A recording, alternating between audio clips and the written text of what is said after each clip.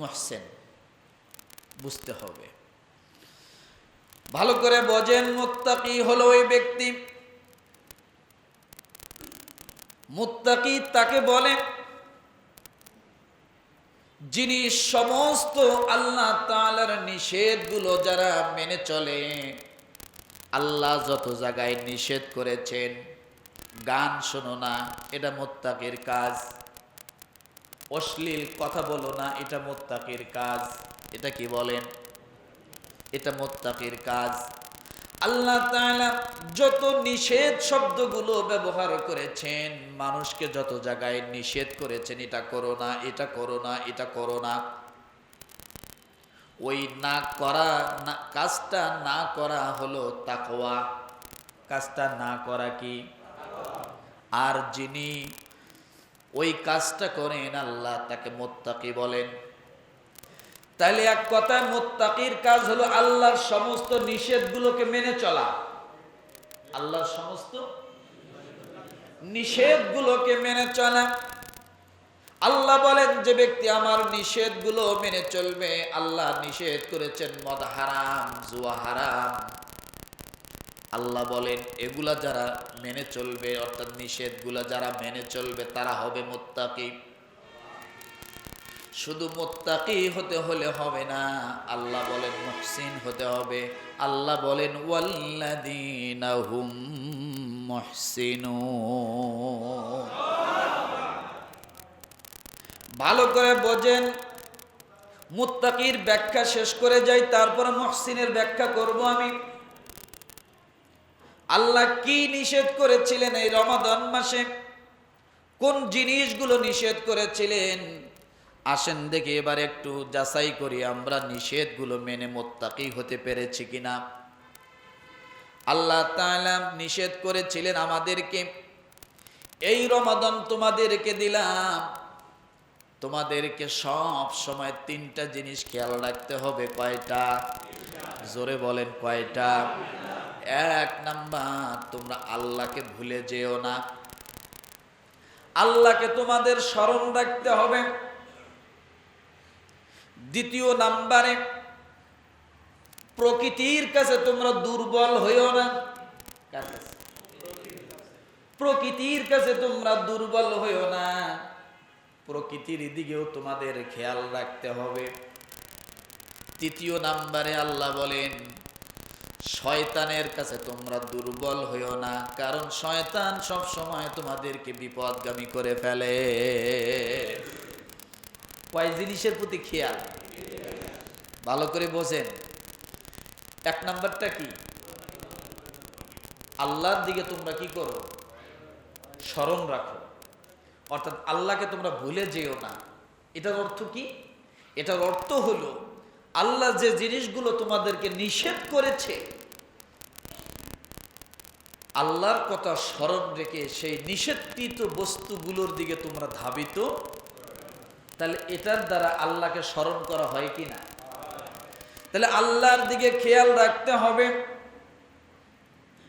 দ্বিতীয় নাম্বারে, প্রকৃতির দিকে তোমরা খেয়াল রাখো, এই প্রকৃতি যাতে তোমাকে বিপদগামী করে না ফেলে। এবার বলবেন হুজুর প্রকৃতি আবার বিপদগামী করে কেমনে? কথা ঠিক কিনা? ভালো করে বোঝেন, তিন জায়গা থেকে আল্লাহ তাআলা মানুষকে এইভাবে বললেন। এক নাম্বার প্রকৃতি হলো পিপাসা। কি? রমাদান মাসে রোজা রাখছিলেন, ভালো করে নিয়ত করেছেন রোজা রাখবেন, প্রচন্ড রোদ ছিল, গরম ছিল, কাজ করেছেন, হাঁপায়ে গেছেন, গলাটা শুকায় গেছে। আপনি হাজার যদি চেষ্টা করেন, গলা শুকানো থেকে আপনি মাপ পাইবেন না। পিপাসা আপনার লাগবেই। কথা ঠিক? এখানে কারো হাত আছে? পিপাসাকে কি আপনি দমায় রাখতে পারবেন? পিপাসা কিন্তু লাগবেই। এক নম্বরে পিপাসা লাগবেই। পিপাসা কাউকে ছাড় দেয় না, পিপাসা কাউকে তাওয়াক্কুল করে না, পিপাসা কাউকে ভয় করে না। রাজা হোক, বাচ্চা হোক, ধনী হোক, গরিব হোক, পিপাসা যখন লাগার তখন সে লাগবেই। আপনি কে, কোন ব্যক্তি, কোন বংশের লোক, আপনার কত ক্ষমতা আছে, এটা পিপাসা কখনো আপনাকে ছাড় দেয় না। এটা প্রকৃতি কি না? কথা বলে, প্রকৃতি না? দ্বিতীয় নাম্বারে হলো আপনার চোখ। আপনি রাস্তা দিয়ে হাঁটতেছেন, আপনার চোখ ভালো, আপনি কিন্তু চোখ বন্ধ করে হাঁটতে পারবেন না, কিন্তু হঠাৎ চোখের সামনে এমন একটা জিনিস পড়ে গেছে যা আপনি একবার দেখলেন, কিন্তু দ্বিতীয়বার এমন ভাবে তাকায় রইলেন, আপনার রোজা নষ্ট হয়ে যায় ভাব আছে না নাই? তাহলে এই যে প্রকৃতি আপনার, যেন আপনি প্রকৃতির দিকে খেয়াল রাখবেন, প্রকৃতি যেন আপনাকে কি করতে না পারে, আপনার রোজা নষ্ট করতে না পারে। আল্লাহ বলেন প্রকৃতির দিকে খেয়াল রাখো। চোখ দিয়ে মোবাইল দেখতেছেন রোজা রেখে, নাটক দেখলেন, সিনেমা দেখলেন, কত কিছু দেখলেন, আর অনেক সময় নিজের ঘরের বউয়ের সঙ্গে কতজনের সঙ্গে তুলনা করলেন। আল্লাহ বলেন এমনটা যেন না হয়। রোজা এই জন্য তোমাকে দিলাম যাতে তোমার চোখটা তুমি নিম্নগামী করে ফেলো। وَقُلْ لِلْمُؤْمِنَاتِ يَغْضُضْنَ مِنْ أَبْصَارِهِنَّ وَيَحْفَظْنَ فُرُوجَهُنَّ। আল্লাহ বলেন তোমার সামনে যদি একটা নারী আসে, তোমার হাইলাইটকে তুমি লো লাইটে পরিণত করো। কি করো? হাইলাইটকে লো লাইটে পরিণত করো। চোখ বড় বড় করে দেখো না, চোখটা তুমি নিম্নগামী করো। ড্রাইভাররা যখন রাতের বেলা গাড়ি চালায়, ওদিক থেকে একটা যখন হেডলাইটওয়ালা গাড়ি চলে আসে, এদিক থেকেও যখন হেডলাইটওয়ালা গাড়ি যায়, দুইজনে যদি হাইলাইট ব্যবহার করে, গাড়িটা অ্যাক্সিডেন্ট হওয়ার সম্ভাবনা আছে, আছে না নাই? রাতের বেলা যখন ড্রাইভার গাড়ি চালায়, ওদিক থেকে যখন ফলো করবে গাড়ি আসতেছে, তখন ড্রাইভার অটোমেটিক দায়িত্ব হলো তার হাইলাইটটাকে লো লাইটে পরিণত করা। আর এদিক থেকে যে ড্রাইভার রাতের বেলা গাড়ি চালায়, যখন দেখো ওই দিক থেকে গাড়ি আসে, তখন তার হাইলাইটকে লো লাইটে পরিণত করা। তাহলে কি হবে? দুইজনের লাইট যদি রাস্তার দিকে আলো যায়, তাহলে একজনের চোখের সঙ্গে আর একজনের লাইট লাগবে না। আল্লাহ বলেন এমনভাবে গাড়িগুলো বেঁচে যাবে, ঠিক তোমাদেরকে নারী যখন তোমাদের সামনে আসবে, তোমাদের লাইটগুলোকে নিম্নগামী করে দাও। আল্লাহ বলেন রমাদানে আমি এটা নিষেধ করেছিলাম, রমাদানের বাহিরেও নিষেধ, কিন্তু রমাদানের রোজাটাকে শক্ত করার জন্য, মজবুত করার জন্য, ভালো রাখার জন্য তোমাদেরকে এগুলো নিষেধ করেছিলাম। কিন্তু প্রকৃতি যেন আমাদের রোজাগুলো নষ্ট করে ফেলেছে। অনেকের করছে কি করে নাই? কেউ কন্ট্রোল করতে পেরেছি, কেউ কন্ট্রোল করতে পারি নাই। কারণ কারো ট্রাফিক দায়িত্ব পালন করেছে, কারো ট্রাফিক দায়িত্ব পালন হয় নাই। ও মুসলমান, ক্ষুধা আপনি চেহারিতে খেয়েছেন, আল্লাহ বলেছেন সূর্য অস্ত পর্যন্ত তোমার জন্য খাওয়া নিষেধ করে দিলাম। লম্বা সময় আপনার জন্য খাওয়া নিষেধ ছিল, কিন্তু ক্ষুধা যেহেতু আপনার পেটের মধ্যে লাগার কথা, ক্ষুধা কিন্তু বন্ধ ছিল না। ক্ষুধা যখন লাগার কথা লেগেই ছিল, লাগছে কি লাগে না? কথা বলেন। নিচ থেকে বারবার বলছে কি ব্যাপার, খাদ্যর গোডাউন খালি হয়ে গেছে, খাবার দিচ্ছেন না কেন? খাদ্যর টাঙ্কি খালি। রাজা হোক, বাচ্চা হোক, ধনী হোক, গরিব হোক, যে শ্রেণীর মানুষ হোক না কেন, ক্ষুধার কাছে অসহায়। কথা বলেন। মাথা উঁচু করেন, মাথা নিচু করবেন না। মাথা নিচু করলে ভেজাল। কথাগুলো বুঝতে হবে তো, অপ্রয়োজনীয় কথা, বুঝের কথা কিনা এগুলা, আমার কথা না তো। প্রকৃতির কাছে মানুষ দুর্বল, ক্ষুধা লাগবে। নারী হলেও ক্ষুধা লাগবে, পুরুষ হলেও ক্ষুধা লাগবে। যে বাচ্চাটা আজকে জন্মগ্রহণ করেছে ওরও ক্ষুধা লাগে, যিনি আজকে মারা যাবেন তারও ক্ষুধা লাগে। কথা ঠিক কিনা? আল্লাহ বলেন প্রকৃতির কাছে মানুষ দুর্বল। আল্লাহ তাআলা ডাক দিয়ে বলে, বান্দারে ওই ক্ষুধা যখন তোমার লাগে তখন তোমার ট্রাফিকটাকে মজবুত করো, ট্রাফিক যাতে এটাকে বাদ দাবায় রাখতে পারে। এক, সর্বপ্রথম কাকে স্মরণ করার কথা? দ্বিতীয়, প্রকৃতিকে আমরা কি করব? খেয়াল রাখতে হবে, প্রকৃতি যেন আমাদেরকে বিপদগামী।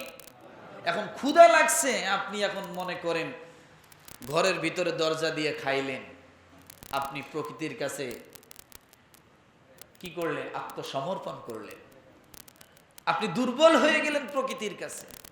কথা ঠিক না? কিন্তু এগুলো সবগুলোকে কন্ট্রোল করবে হলো ট্রাফিক। কে? ট্রাফিক। কে করবে বলেন তো? ঘুমায় ট্রাফিক। আচ্ছা বলেন, ট্রাফিক কি রাস্তার মাঝখানে থাকে না এক সাইডে থাকে? তিন রাস্তার মাঝখানে থাকে না? কথাটা বোঝেন নাই মনে? একটা শহর থাকলে শহরের মাঝখানে ট্রাফিক থাকে কি থাকে না?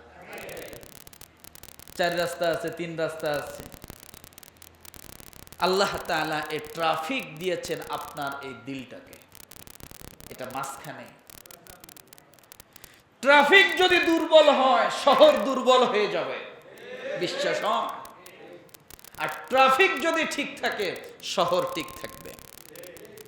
শহরের শৃঙ্খলা কার হাতে? ট্রাফিকের হাতে। আপনার এই দিলটা যদি, কলবটা যদি, এই হৃদয়টা যদি মজবুত থাকে, এ উপরে যে প্রকৃতি আছে এটাকে দমায় রাখবে, এর নিচে যে প্রকৃতি আছে এটাকে দমায় রাখবে। সুবহানাল্লাহ বলে। এই জন্য আল্লাহ এটাকে মাঝখানে দিছে। এটার উপরে কি আছে? এটার উপরে আছে গলা। দিলের উপরে কি আছে? গলায় কি লাগে? পিপাসা লাগে। এটার উপরে কি আছে? জবান। জবান দ্বারা কি হয়? হাজারো গুনাহ হয়, অপরাধ হয়, গীবত হয়, চগলখড়ি হয়, মানুষের প্রতি খারাপ আচরণ হয়, খারাপ কর্কশ ভাষা হয়। কিসের দ্বারা? জবানের দ্বারা।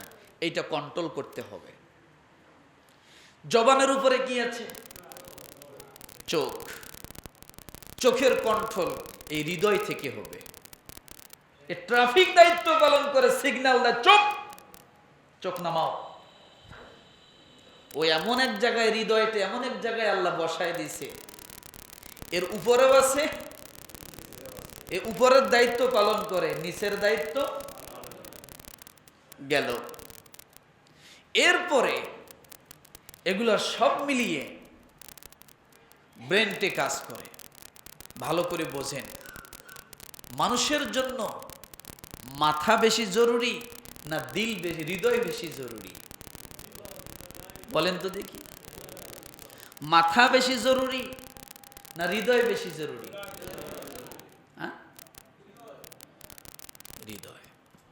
এটা যদি অসুস্থ হয় পুরো দেহ অসুস্থ।